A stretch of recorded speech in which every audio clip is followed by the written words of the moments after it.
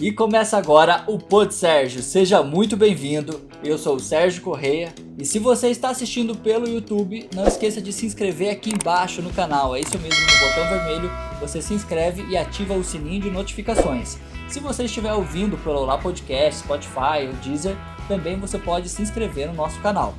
O programa hoje está alimentavelmente correto. É isso mesmo, nós vamos conversar com a nutricionista Juliana Souza. Nós vamos falar como ela começou aí nessa parte da carreira dela e no assunto que mais está pegando a gente nessa quarentena. Qual é a alimentação ideal para esse momento? Mas eu vou falar isso daqui a pouquinho, porque o Pod Sérgio começa agora.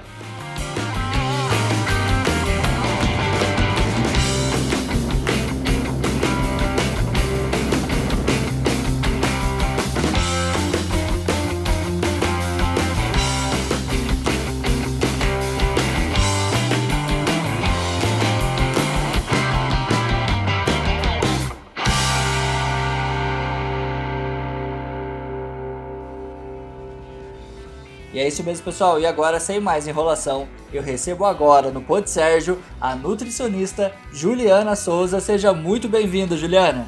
Olá, Sérgio. Tudo bem? Tudo jóia e você? Tudo certo, graças a Deus. Agradeço o convite para estar aqui hoje, aqui no seu canal, conversando um pouquinho sobre minha carreira, sobre alimentação. É isso aí. Nós que agradecemos, né? Eu e o público agradecemos aqui a sua participação. Juliana, hoje a gente vai entrar nesse assunto que tá apertando a cinturinha da população, que é os quilinhos a mais na quarentena. Mas antes da gente entrar nesse assunto, conta pra gente um pouco como você se interessou pela nutrição e fala um pouco da sua carreira. Certo, vamos lá. Então, Sérgio, aqui em casa a gente sempre teve o hábito de comer saudável. Então, sempre minha mãe teve esse cuidado com a gente na alimentação, no preparo das receitas. Então, eu acho que esse interesse, esse que despertou mesmo, veio a partir dela. E aí, na época do ensino médio, né, que a gente fica naquele agora, o que eu faço, que faculdade, comecei as pesquisas, né, e aí achei a nutrição. Olhei, né, a grade curricular do curso, me interessei bastante pelos assuntos abordados durante a faculdade, e aí fiz vestibular, passei e entrei na faculdade em 2012. Bacana. E aí, chegou na faculdade, né, aquele mix de emoções, né, porque nutrição, a gente às vezes pensa que é só no consultório e tudo mais, mas não, foram várias áreas aí que a gente viu dentro do curso. Que bacana. E você se formou em que ano? Eu me formei em 2017. Bacana. E qual foi o seu maior momento de destaque nessa carreira? Então, Sérgio, acho que assim, o meu destaque foi quando eu iniciei os atendimentos. Para mim foi um momento muito especial, né? O primeiro paciente ali sentado na sua frente, né? Depois, assim, de anos de estudos, e iniciei também meus atendimentos depois da pós-graduação. Então, muita expectativa para aquele momento. Então, para mim, atualmente, esse foi o meu momento de destaque. Que bacana. E qual foi o seu momento de maior aprendizado? Que você viveu aquilo e falou, olha, é daqui pra frente. Foi a pós-graduação. Foi, assim, um divisor de águas para mim, realmente. Porque a gente sai da faculdade meio cru. Ainda mais, como eu disse, a nutrição, ela é dividida em várias áreas. Então, eu posso estar trabalhando no hospital, eu posso estar trabalhando na clínica, eu posso estar trabalhando na área escolar, na merenda escolar, com a alimentação das crianças. Posso estar trabalhando também dentro de empresas, na parte de cozinha industrial, né? Então, a área é muito abrangente. Então, quando eu escolhi a pós em nutrição clínica funcional, foi uma pós voltada realmente ao atendimento do paciente, né? A gente estudou várias doenças, várias fases da vida. Então, foi uma coisa de muito, muito aprendizado mesmo, divisor de águas, que assim, realmente me abriu os olhos e despertou ainda mais esse interesse em atender. Que bacana. A nutrição, ela tem algum ligamento ou alguma ligação, não sei o termo agora, com a psicologia? O que a pessoa consome tem a ver com o emocional dela? Com certeza, está muito ligado, porque se a gente às vezes está bem, a gente está mais feliz. Então, às vezes a gente busca, hoje eu tô legal, quero comer um alimento gostoso. Né? A gente sempre liga isso. Não, hoje eu tô mal, principalmente mulherada. Tô de TPM, eu tenho que comer. Então, Assim, no consultório a gente trabalha bastante com essa parte comportamental, então a relação da alimentação, né, a relação da comida mesmo com o sentimento, entendeu? Porque também tem muitos alimentos que está ligado aos nossos sentimentos, à nossa infância, então tem gente que, assim, não pode tomar leite por determinado tipo de doença, alguma intolerância, mas tem o café com leite gravado ali na memória, né, afetiva da pessoa. Então a gente tem que trabalhar em consulta tudo isso, né? A parte psicológica também, baseado nas conversas, e a gente combina com o paciente ali até chegar no combinado, né? Numa coisa que seria o certo. Legal. Entrando nesse assunto da TPM, uma solução que criaram para isso é uma coisa chamada Copo da Felicidade. Meu Deus. Era exatamente esse assunto. O Copo da Felicidade, ele realmente vale a pena? Dá para encaixar ele em alguma dieta? Então, o problema do copo é um copão, né? Da felicidade. Então, esse copo, ele vem recheado de chocolate, né? E colesterol. Colesterol puro e principalmente gordura ruim, né? Não é aquela gordura boa. Então, é um chocolate, muitas vezes, hidrogenado, né? E, assim, aquela rica quantidade em gordura. E que na TPM, a mulher já tá mais inchada, né? Já tá com um processo inflamatório no corpo, né? E vem aquela bomba, né, pra dentro, aquele chocolate, que às vezes pode também deixar ela. Então, porque o interessante do chocolate, Sérgio, vou te explicar, que a gente fala, é o cacau, entendeu? O cacau, ele contém substâncias fitoquímicos que ajudam realmente a ter esses benefícios, certo? Mas esse copo da felicidade, aí como está sendo comercializado, muitos doces aí, o cacau mesmo está pouco presente, né? A gente encontra mais a quantidade de açúcar e de gordura. Esse é o problema aí. Então, cuidado, hein, mulheres. Traz a felicidade, mas traz alguns probleminhas também. Então, essa é a felicidade. E uma dica também, se for querer o chocolatinho, para preferir os 50% cacau, 70% cacau, 85% cacau, a gente já encontra bastante no mercado esses tipos de chocolate. E os chocolates veganos? Os veganos são sem leite, né? Eles são à base de proteína vegetal. Mas tem gordura do mesmo jeito. Sim, mas geralmente esses produtos veganos e tudo mais, eles são uma linha mais clean. Então, tem que pesquisar. Uma dica que eu sempre dou, ele é rótulo. Então, a gente tem que ver realmente os ingredientes, a composição desses tipos de alimentos. Bacana. A gente acabou entrando nesse assunto porque foi bacana. Mas e futuramente na sua carreira? Quais são os seus planos de carreira daqui pra frente? Então, eu quero continuar investindo no meu consultório, né, nos meus atendimentos.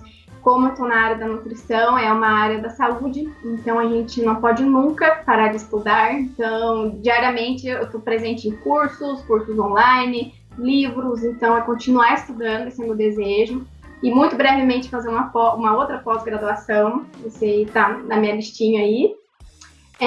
Também meu sonho ter o meu próprio consultório, porque hoje eu atendo numa clínica, né, Clínica Ox aqui em Pinda, e eu divido uma sala com outros profissionais. Mas é meu sonho ter minha própria sala, né, meu próprio ambiente de trabalho, porque né, em consulta a gente não trabalha só alimentação, né? Como eu comentei, a gente trabalha também o comportamento da pessoa, então a gente pode fazer algumas dinâmicas em consulta, né? Dependendo da necessidade de cada paciente. Então você tendo aquele ambiente assim, mais acolhedor e tudo mais, é interessante. Então esse é o meu sonho e meus planos aí para o futuro. Bacana. E hoje existe, como que funciona o seu paciente? A pessoa chega para você pedindo readequação alimentar ou ela pede para emagrecer? Como que é essa primeira abordagem sua com o paciente? Então, tem vários tipos de público, né? Tem pessoas que buscam melhorar a alimentação, né? Com essa reeducação alimentar. Uhum. E tem pessoas também que visam o emagrecimento, tratamento de doenças. Então, são vários tipos de público. Quando a pessoa entra em contato comigo, eu me apresento, né? E pergunto para a pessoa qual seria o objetivo dela com a consulta. Aí, baseado no que ela me fala, eu vejo certinho e encaminho a paciente ou paciente como funciona o meu atendimento. Passo os valores da consulta, tudo que eu faço durante a consulta, o exame de bioimpedância que eu faço as instruções também no pré-consulta que a pessoa vai ter que fazer. E aí, a partir disso, a pessoa agenda a consulta. Bacana. Juliana, entrando agora então nesse assunto da quarentena, foi onde todo mundo foi pego de surpresa, porque no começo ninguém sabia se ia faltar alimento, aí todo mundo superlotou os supermercados e comprou até mais do que deveria. Acabou que não faltou do jeito que foi achado que faltaria. Hoje, pelo contrário, alguns produtos até aumentaram o preço. O que aconteceu nessa quarentena? O Fica em Casa, acabou que todo mundo ficou em casa, colocou os dons de MasterChef para serem aflorados. Começaram a comer mais bolo, mais torta e começaram a ganhar peso. Eu falo por mim, não sei você que está assistindo, mas inclusive amigos meus, donos de academia também, e eles falaram que os alunos estão ligando para eles falando, olha, eu estou ganhando peso, se prepara quando eu voltar. E são duas perguntas. A primeira é, vamos falar sobre alimentação balanceada para que mesmo em quarentena, você não ganhe peso além do necessário. E a segunda pergunta é, quais são os perigos de tentar perder esse peso depois da quarentena de forma inadequada? Vamos lá, então. Como surgiu isso do nada, né? As pessoas realmente ficaram assustadas, como você disse, correu todo mundo para o supermercado e estocou alimentos. E geralmente os alimentos que estocaram são os alimentos industrializados. E aí que mora o perigo. Alimentos ricos em conservantes, em gorduras, em estabilizantes, corantes e tudo mais, né? Então, esse seria um problema inicial, né? Visto que também em casa as pessoas não têm uma rotina certa, né? Então, tudo isso também bagunçou bastante e as pessoas acabaram consumindo menos produtos naturais. Né? Porque já não estava indo muitas vezes ao supermercado, às feiras, né? Comprando produtos in natura, na verdade, né? E os riscos, né? Desse emagrecimento seria a falta de orientação de um profissional.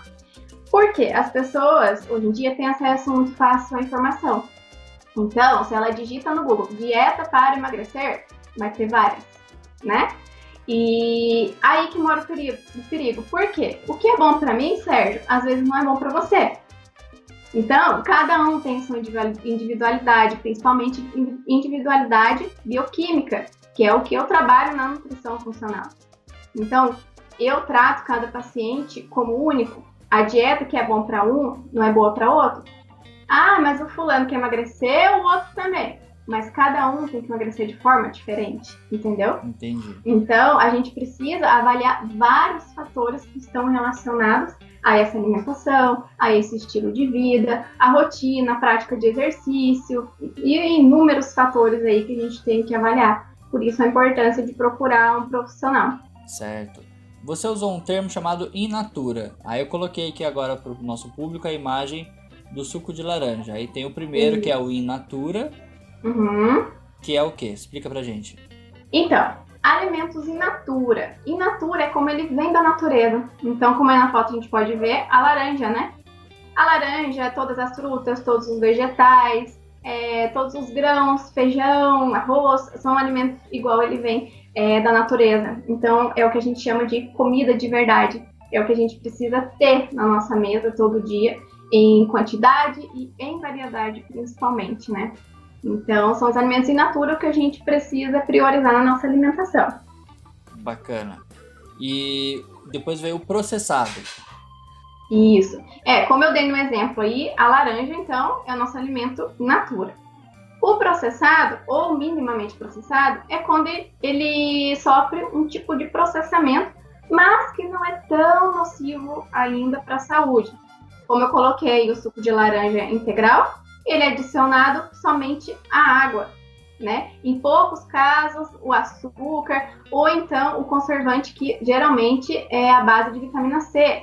Então, não tem um risco tão grande para a saúde, né? Então, são alimentos que ainda dá pra gente incluir em uma dieta equilibrada. Bacana. E o alimento ultraprocessado, né, como tem aí no exemplo da laranja também, seria o suquinho em pó, né? Esse suco que a gente pega e mistura com água. Esse é ultraprocessado. Por quê? A laranja ali mesmo sumiu. Porque se a gente vê na lista de ingredientes, a laranja tá em último, né? Hoje em dia eles até colocam não sei quantos % de suco de laranja. Mas, gente, é mínimo, porque a quantidade de açúcar que tem nesses tipos de suco de alimentos, corante, porque aquela cor alaranjada é demais, né? Eu não gosto de outro mundo. Então, tem conservante... Tem. É tenso, gente, tenso. Então, é muito industrializado esse tipo de alimento, né? Então, não é interessante a gente consumir nunca, né? E é o que as pessoas estão priorizando, porque vai ao supermercado, já compra tudo aquilo ali e só mexer com a água e tá pronto, né? Não tem o trabalho de espremer a laranja. Embora seja permitido pela Anvisa, né?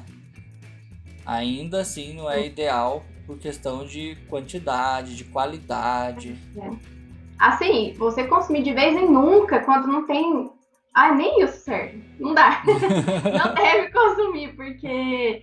Gente, tem tantas opções saudáveis, né? Que nem esses sucos integrais. Sim, água. Água, a gente consegue tomar água com gás, água saborizada com frutas, fica uma delícia. Chás na alimentação, a gente pode estar incluindo, chá gelado. Então, a gente tem muitas opções saudáveis, não precisa disso, do suquinho em pó. Juliana, tira uma dúvida da população brasileira. Água com gás engorda? Não, Sérgio. Água com gás não engorda. Inclusive, é uma dica que eu dou para meus pacientes que querem parar de tomar refrigerante. Então, troca esse refrigerante por água com gás, um limãozinho espremido, laranja espremido, beleza. Pode então espremer o limão na água com gás, não tem problema. E não adiciona açúcar, não precisa, só o limãozinho. E o adoçante é perigoso também? Então, o adoçante tem alguns aí perigosos no mercado, tá? A gente tem que maneirar aí na quantidade. Eu não costumo indicar para os meus pacientes, mas em casos de produtos que têm adoçantes, né? E se for adoçar com adoçante, utilizar os adoçantes naturais, xilitol, a base de stevia, eritritol, seriam adoçantes mais permitidos, porém eu não costumo indicar. Joia. Pessoal, só lembrando que se você quer conhecer melhor esse mundo de nutrição da nutricionista Juliana, aqui em cima tem o Instagram dela, que é @nutri_juliana_souza, tá ok? Você responde direct? Sim, tô lá o dia inteiro. Bacana.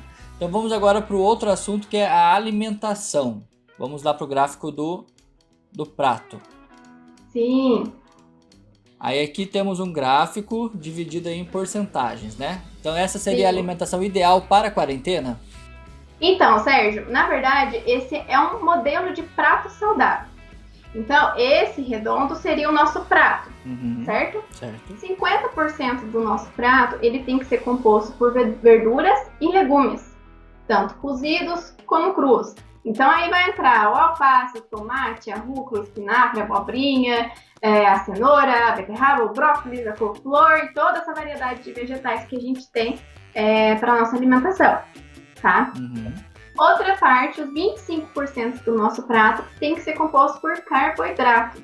Então, aí entra o arroz, que tá caro, né? Mas entra o arroz, batata, mandioca, inhame, são todos os tipos de tubérculos que são compostos por carboidratos. E é importante a gente salientar o consumo dos carboidratos integrais, tá bom? Por conta do valor de fibras e do aumento do valor nutricional desses tipos de alimentos. Arroz parboilizado é igual a arroz integral? Não é. Qual é a diferença? Ele, na verdade, é um arroz pré-cozido, né? E o arroz integral é um arroz enriquecido com mais fibras. Essa seria a diferença. Bacana. Então, voltando aqui, esse prato que você simbolizou pra gente é o que você sugere a nível geral para a alimentação na quarentena. Porém, ele também é ideal para toda a época do ano, é isso? Sim, e faltou explicar os outros 25% também da composição. É verdade. Vamos lá, pode falar. Eu tava assistindo o show de stand-up do Afonso Padilha. É. E lá, eu vou citar o nome dele pra vocês não acharem que sou eu que tô falando isso. E o Afonso Padilha fala assim: o que o pobre chama de mistura, o rico chama de proteína. Sim, o tema mais popular seria mistura, né? Mas aqui, nessa exemplificação, vamos falar proteína. Então, 25% desse prato, né, seria composto por proteína, tanto vegetal quanto animal. Então, a proteína vegetal seria as leguminosas, né? Então, feijão, grão de bico, lentilha, ervilha, são exemplos de proteína vegetal. E a proteína animal, né, seria, então, os ovos, o frango, a carne, o peixe, né? Então, esse seria, Sérgio, um modelo de prato não só para quarentena, né, para esse período que a gente está em casa, mas um modelo de prato padrão. Eu sempre indico, em consulta, explico esse modelo, né, que as pessoas devem montar o prato baseado nesse tipo. Por quê? A parte que aí tem 50%, né, de verduras, legumes, né, e vegetais no geral, é a parte do prato que a gente consegue maior quantidade de vitaminas e minerais, certo? Carboidratos, a gente conseguiria energia, entendeu? E proteína aumenta a nossa saciedade, a nossa resistência. Então, Sérgio, esse modelo de prato, né, esse tipo de montagem de prato, seria não só para esse período, né, de isolamento, de quarentena, mas também para o nosso dia a dia, visto que 50% desse prato, né, a composição é de verduras e legumes, né, vegetais em geral, e eles oferecem um aporte de vitaminas e minerais. Já a parte de carboidrato seria a parte de energia da nossa alimentação, tá? E também a parte de proteínas seria aumento da saciedade e da resistência também. Então, esse é um modelo de prato e de tipo de refeição que seria completa, tá? Visto que o almoço, né, e o jantar, ele é titulado como principal refeição. Então, são as principais refeições do nosso dia. Bacana, Juliana. E qual mensagem que você deixa para quem tenta buscar opções de dietas pela internet sem acompanhamento de um profissional? Certo. Eu acho que, assim, a gente não pode se basear em nenhuma dieta da internet, né? Como eu já disse anteriormente, porque às vezes não serve para você esse tipo de dieta, tá? E muitas vezes pode aí causar deficiências nutricionais, né, na alimentação. Então, podendo ganhar esse peso na quarentena ou até perder, né, um peso saudável. Então, seria a minha dica comer comida de verdade, tá? Então, incluir aí no café da manhã uma proteína, então um ovinho mexido, um queijo, né, branco, leite. Então, fazer um café da manhã completo com frutas. O almoço e o jantar, priorizar esse tipo de prato, né? Como eu ensinei vocês a fazerem. Então, e sempre variando os alimentos, tá? E nos lanches intermediários, no lanche da manhã, no lanche da tarde e antes de dormir, também ter as frutas sempre presente, né? Então, utilizar aveia, canela, cacau em pó, né? São alimentos funcionais e que vão ter resultados bons para todo mundo, tá? Então, esse é um geralzão que não vai fazer mal para ninguém. Um outro fator também que eu gostaria de falar é a gente manter a hidratação. Então, não esquecer de beber água. Muita gente fica em casa aí, esquece de beber água, mata a sede com refrigerante, com bebida alcoólica, né? Então, tá aí um fator bem perigoso. Então, aqui, ó, sempre do lado ter uma garrafinha de água, um copo, tá? Manter essa hidratação, porque muitas vezes a desidratação é confundida com a fome. Então, a gente tem que se atentar e ter esse cuidado, tá? Uma outra dica é a gente manter a nossa rotina e os horários da nossa alimentação normal, tá? Então, para quem está trabalhando aí em home office, tem a hora para acordar, tem a hora para fazer suas refeições, a hora do seu trabalho. Tentar organizar mesmo essa rotina é importantíssimo. E, Sérgio, eu queria também colocar aqui uma questão muito importante nesse período de quarentena, de coronavírus e tudo mais, é a respeito da higienização dos alimentos, tá? Então, quando chega do supermercado, é o protocolo que a gente está fazendo aqui em casa, né? Eu indicado também. Então, a gente já vem com o álcool 70, espirra em todas as sacolinhas por fora. Pode passar um paninho nas embalagens, tá? Um paninho com álcool gel, com álcool 70, desculpa. né, usam um borrifador para fazer essa higienização. À medida do possível, né, alimentos enlatados, garrafas e tudo mais, a gente pode estar lavando também com água e sabão, tá? E os alimentos como as frutas e verduras, a gente pode estar higienizando com o hipoclorito que a gente encontra no supermercado. E no rótulo dele, né, tem explicando como a gente faz a solução junto com a água e o tempo que deve deixar de molho. Se não, também a gente pode usar água sanitária. Algumas são indicadas para a gente usar em alimentos. Só olhar também no rótulo da embalagem. 1 colher de sopa para 1 litro de água. Deixa a fruta, a verdura ali de molho por 15 minutos, enxágua e aí já está higienizado. Enxágua Tá? bem, enxágua Muito bem. bem. Isso, em água corrente, né? De preferência. Sim. Depois enxuga e armazena tudo aonde tem que ser armazenado. Uma outra coisa também, gente, muito importante a respeito do ovo. O ovo, a gente já teria que ter esse cuidado com ele, ó, faz muito tempo, tá? Porque o ovo, ele pode vir contaminado com salmonela por fora, tá? Pode causar diarreia, vários outros problemas gastrointestinais. Então, o ovo, gente, chegou em casa, tira daquela embalagem, pelo amor de Deus, armazena em um pote fechado ou em um saquinho, aquele saquinho transparente, higiênico, sabe, que a gente tem em casa, armazena, fecha bem e coloca na geladeira. Nunca deixa o ovo naquela bandejinha que vem, ou então naquela bandejinha da porta da geladeira, pelo amor de Deus, porque se estiver contaminado por salmonela, por coronavírus, o que for, ele vai espalhar pela geladeira e podendo sim contaminar outros alimentos. E como que higieniza o ovo? Com álcool então, também? Não, o ovo você vai guardar na geladeira, chegou na embalagem, coloca dentro do saquinho ou dentro do pote, geladeira. Chegou na hora de usar o ovo, passa uma água, lava bem ele, porque a casca do ovo ela é porosa. A gente não pode passar sabão, a gente não pode passar álcool, porque é por onde o pintinho ali ele ia respirar, né? Então tem essa troca de ar. Se a gente coloca esse produto químico, ele entra para dentro do ovo, podendo contaminar, que é uma contaminação química. Então a gente só deve lavar o ovo com água na hora que for consumir. Muito, muito, muito interessante. Realmente é um assunto um pouco falado, inclusive, né? Sim, muitas pessoas não sabem, né? Esse cuidado que a gente tem que ter e já era para ter bem antes da quarentena, né? E o ovo frito ou cozido? Então, frito, se for no azeite, né? Ok. Legal. Você não precisa usar muita quantidade de óleo, então um pouquinho de azeite você consegue fritar o seu ovo.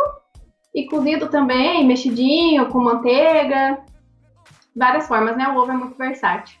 Show de bola. Juliana, já deu aqui o nosso tempo. Muito obrigado pela sua participação. Eu que agradeço, Sérgio, a oportunidade por estar aqui no seu canal, podendo falar um pouquinho de alimentação saudável, dar alguma orientação para o pessoal e até também para os estudantes de nutrição aí, né? Saber um pouquinho da minha carreira, como é que foi.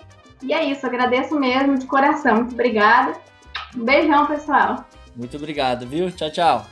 E é isso mesmo, pessoal. Esse foi o Pod Sérgio de hoje sobre nutrição e alimentação saudável dentro e fora da quarentena. Então, se você está assistindo pelo YouTube, é a última vez de se inscrever aqui no botão vermelho, deixar um like no vídeo. Se estiver ouvindo pelo podcast, também se inscreva no nosso perfil. Aqui em cima tem o Instagram da nutricionista Juliana, para você também estar acompanhando o trabalho dela. Muito obrigado por assistir e até o próximo.